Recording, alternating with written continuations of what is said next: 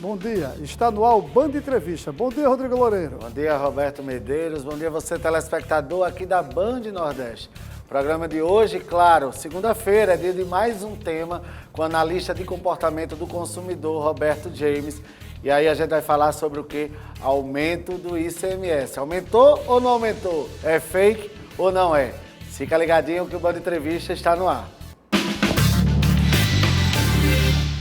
De volta com o nosso Band Entrevista, já aqui na nossa plataforma virtual, Roberto James. Mais um tema, esse aí, meio confuso, porque aumenta o ICMS, o governo diz que é fake, e a gente vai falar hoje sobre isso. Bom dia. Bom dia, exatamente. Hoje a gente vai desmistificar e tentar explicar para o telespectador como é que funciona esse negócio. O governo está falando a verdade, os jornais estão dizendo a verdade. Hoje a gente mata essa curiosidade. Bom dia, Roberto. Na verdade é o seguinte, eu não sei se o governo está falando a verdade ou não. Eu sei que meu bolso está sentindo o peso, porque o combustível está R$6 ou quase 6, e eu estou pagando 29% sobre R$6 só de ICMS. Como é que é essa conta, Roberto? Exatamente. Olha, o maior problema que a gente encontra nessa classificação de imposto ICMS, hoje ele é considerado por diversos tributaristas como o mais danoso dos impostos a serem cobrados aqui no Brasil, é que a alíquota não é uma conta simples que você faz como são os impostos federais do governo, né? São tantos centavos por litro e aquilo ali vai ficar daquela forma. Não. O ICMS ele é cobrado da seguinte forma. O governo, através de um ato chamado Ato CONTEP, ele se reúne em diversas secretarias de tributação do Brasil inteiro e eles determinam preços referenciais. Esse preço de referência é o preço que o governo vai cobrar o valor do ICMS. Aqueles 29% que o governo diz que é fixo, de fato, ele está falando a verdade. A alíquota de cobrança ela é fixa, mas quando o valor de venda do produto altera, aquele imposto aumenta, ou seja, o valor absoluto cobrado pelo Estado, ele aumenta. Roberto, mas como é que é feito esse cálculo desse valor para que a gente tenha uma ideia de como é que chegou a esse número, para que o governo cobre sobre esse número? Olha, hoje eles dizem, os governos estaduais dizem que utilizam o preço de referência da ANP. A ANP faz pesquisas direcionadas, não pesquisa todas as cidades, e através de uma média ponderada que a ANP faz por estado, os governos estaduais utilizam aquele preço. Mas um fator interessante, Rodrigo e Roberto, é que antigamente esse tipo de cobrança era feito por causa da ineficiência tecnológica do Estado de saber qual é o valor que você vendia na sua bomba. Hoje, qualquer posto de combustível da cidade mais remota que você imaginar aqui no Brasil, ela consegue emitir um cupom fiscal eletrônico, que é uma nota fiscal eletrônica. A partir do momento que ele emite aquele cupom, o governo do estado sabe exatamente naquele momento o quanto ele vendeu, qual foi o produto que ele vendeu, a quantidade e o valor pago. E a pergunta é, com tanta tecnologia ao nosso dispor, por que o governo do estado não cobra o ICMS exatamente do valor que o posto vende? Em alguns momentos, o valor supera, mas na maioria das vezes, o valor de pauta ele é superior ao preço que os postos vendem. Sabe por quê, Roberto? Porque naquelas guerras de preço, briga entre um posto e outro para ganhar clientes, eles baixam os preços, mas o imposto cobrado é o mesmo. E isso prejudica o posto, prejudica a população e o consumidor em geral. Porque, na verdade, o valor aumenta e aumenta no bolso. Então, você que está pagando ali hoje quase R$6 no litro de gasolina, o valor que você paga do ICMS é maior em cima disso. Então, termina que aumentou, sim. É só uma forma de você meio que maquiar para dizer que não aumentou. É isso, Roberto? Exatamente. Esse é o fator mais danoso do ICMS. Você não sabe exatamente quanto você está pagando. Você vai abastecer aqui em Natal, você não sabe quanto você paga, você vai abastecer no interior, você não sabe quanto é que você está pagando de ICMS.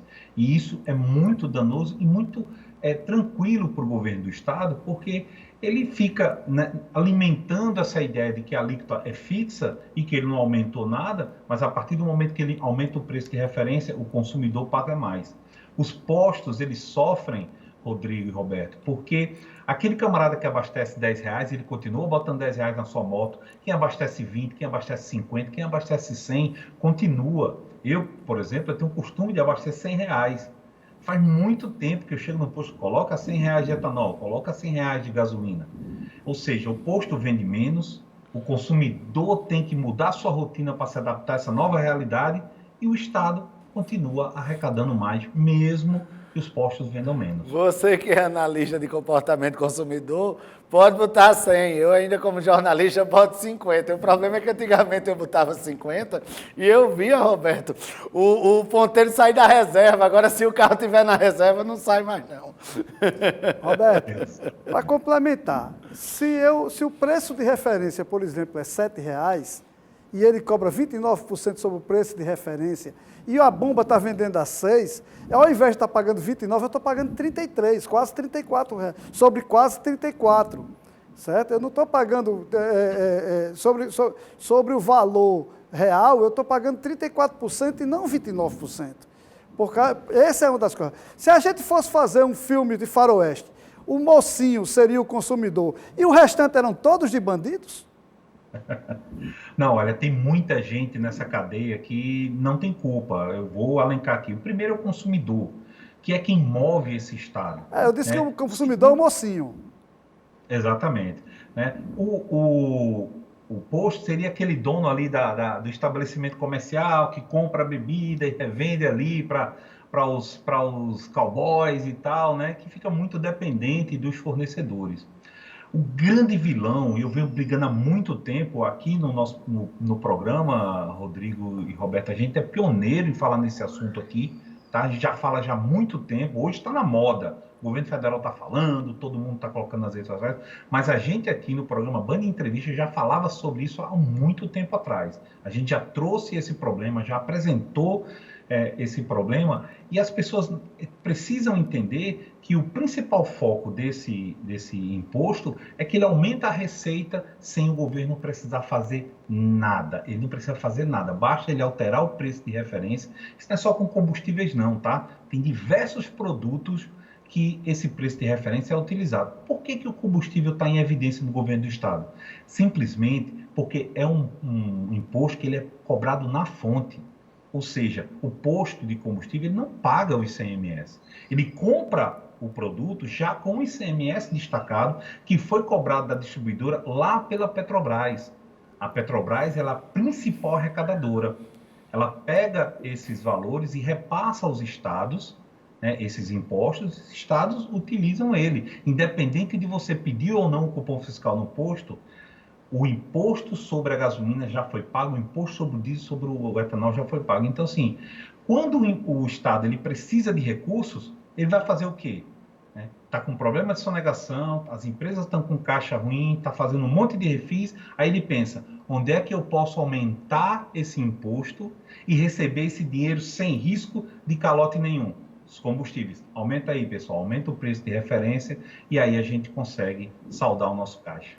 Roberto, mas você falou que os proprietários dos postos, teoricamente, são menos culpados. Mas quando você vai num posto que fica na zona norte de Natal, num local que, teoricamente, o aluguel seria muito mais barato do que na zona sul, na Roberto Freire, e o valor de lá é idêntico ao valor de cá. Ou seja, não existe uma cartelização do preço? Olha, hoje em dia, com a tecnologia que se tem, com o WhatsApp, é muito complicado existir algo desse tipo. Eu trabalho nesse mercado há muito tempo. Eu nunca vi ou presenciei. Não posso dizer para você que não exista, mas eu acho muito difícil presenciar. Agora, como ele é um produto que fica estampado com o seu preço numa placa na entrada do comércio, ou seja, todos os proprietários eles têm acesso aos preços uns dos outros. É diferente de um restaurante, é diferente de um supermercado, que você fica ali sem ter exatamente ideia. Se você não for lá no supermercado olhar qual é o preço que aquele supermercado está fazendo, você não vai saber, né? Então, por isso que os supermercados fazem pesquisas diárias dos seus concorrentes. Pode ir lá, você vai encontrar um monte fazendo pesquisas para tentar entender qual o preço o seu concorrente está fazendo. Os postos de combustíveis não, a placa fica muito estampada. Então, você nem precisa entrar no posto para saber qual o preço que ele está fazendo. Ora, é um produto muito sensível a preço, é um commodity. Então, a pessoa vai lá, baixa 5 centavos no seu preço, o vizinho já vê, fala, eita, as minhas vendas caíram, o que é que eu faço, Baixa também. Então, esse Mas, tipo de Roberto, essa alinhamento... sua fala endossa o que Roberto Medeiros falou agora, porque a gente sai de imposto em imposto, você não vê muita diferença não, quando você vê ou é no milésimo de centavo ou é 1 centavo. É 89, 88, 89, 88, é essa cantiga. Isso seja para um posto, por exemplo, aqui da Zona Sul, em Candelária, onde está aqui a Band, como na Ridinha, na Zona Norte, que são IPTUs mais baratos, aluguéis mais baratos. É esse o questionamento que endossa, eu acho, que você está falando. E a quantidade de funcionários, né? Porque tem um posto que tem 10, outro só tem 6. Por que o posto que tem 6 e está na Zona Norte cobra R$ 5,89 de 1 litro de gasolina e o posto que tem 10 funcionários que está na Zona Sul cobra os mesmos R$ 5,89? É esse o questionamento. Por mais que diga que não há um combinemos nessa história, é estranho você chegar e encontrar os mesmos preços. E tem uma outra coisa, Roberto, você está falando de commodity, e aí quando a gente fala de commodity a gente está dizendo, não, porque o preço do barril de petróleo é em dólar, por isso que o combustível tem subido tanto. E o álcool, como é que se explica? Por que o álcool é 1,20, ele não é entre R$ 1,00 e 1,20 a diferença em relação ao preço da gasolina, quando o álcool deveria ter estourando aqui R$ 3,00 o litro do álcool. Para quem está pagando 6 do litro de gasolina, era para estar pagando estourando R$ 3,00 por 1 litro de álcool. E aí, como é que se explica também essa situação do álcool? Exato. Eu questionei muito entidades, sindicatos, Sindalco, fiz muitos questionamentos e recebi algumas respostas. Entre uma delas é que o setor alegou estar se recuperando de 2020. Ao contrário da Petrobras, que podia subir à vontade, a demanda de etanol caiu muito em 2020. Esse era das informações passadas. Um outro é que, a partir do momento que se aumenta a demanda pelo produto, ele acaba subindo o preço. E a gente teve um caso que é muito raro acontecer, mas esse ano aconteceu. A safra no Nordeste acabou quase um mês antes de começar a safra no Sul-Sudeste. Então, essas entre-safras sempre acabavam uma ajudando a outra nessa questão do preço. O que é que falta aí para a gente acabar com essa hegemonia e essa dependência muito grande do etanol? É o investimento no etanol de milho. O Brasil começou a investir, hoje a gente está com 5 usinas, Roberto, de beneficiamento de etanol a partir do milho. Se a gente conseguir emplacar esse novo mercado, a gente perde essa dependência sazonal, porque o milho ele vai quebrar essa dependência de safra no Sul, safra no Nordeste. Esse é um ponto. O mais importante agora para o consumidor é continuar atento, fiscalizar, buscar os aplicativos de desconto, ter relacionamento com os postos. É muito importante você ter um relacionamento, porque quando você tem um relacionamento com o seu comércio varejo, você acaba ganhando alguns benefícios. Todas as lojas de varejo hoje, Roberto, falam sobre cashback, sobre programa de pontos, sobre programa de descontos, e não é que os postos de combustíveis vão ficar fora disso, né? Tem diversos programas aí que oferecem descontos muito bons para os consumidores. Ô Roberto, rapidamente, a gente está caminhando aqui para o final do programa. Como é que está aquela lei que ia obrigar os postos a colocar as placas também do valor pago pelo imposto? Já está em prática? Como é que está isso? A previsão dessa lei era de entrar agora, dia 23, né? Porém, eu tive a oportunidade de participar de um workshop agora do Ministério da Justiça, junto com a Secretaria Nacional de Procons, e o que eu pude ver é que nenhum poder público consegue entender, né, o que estão exigindo, como é que vai ser essas cobranças. Essa placa vai expor de forma muito destacada os impostos estaduais. É difícil acreditar que os PROCONs estaduais vão estar fiscalizando isso, porque vai ser desinteressante para os governos estaduais que os consumidores entrem no posto e saibam exatamente, naquele momento, quantos centavos ele vai estar pagando. Vai ser uma reviravolta, viu? Olha, mais informações lá no canal do RJ no YouTube, e o Band Entrevista vai ficando por aqui. A gente volta na nossa próxima edição, sempre de segunda a sexta-feira, às 6h45 da manhã, Roberto. Fique ligado, bom dia e até o nosso próximo programa, às 6h45 da manhã.